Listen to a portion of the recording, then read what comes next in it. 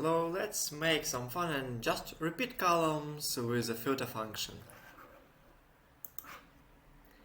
Okay, we have a column with some data and I'll write a filter.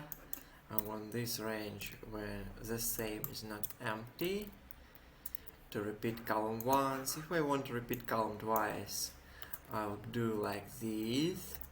So I'll make an array little and repeat array. But there is a more fancy way to achieve that. Now I'll cut this column A to A and create if function. If 0.0, which means true comma true, so sorry, 1 comma 1, which means true comma 1, because 1 equals to truth. Then what if true?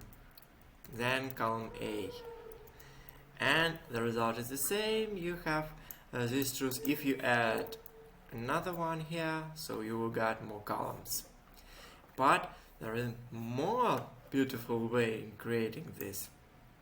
If you use a sequence of one row and how many columns you want, let it be 5 columns, then you got 5 columns. Now you can add a number of columns you want to repeat in a separate cell, and to make a reference, when you change the cell, you change the output.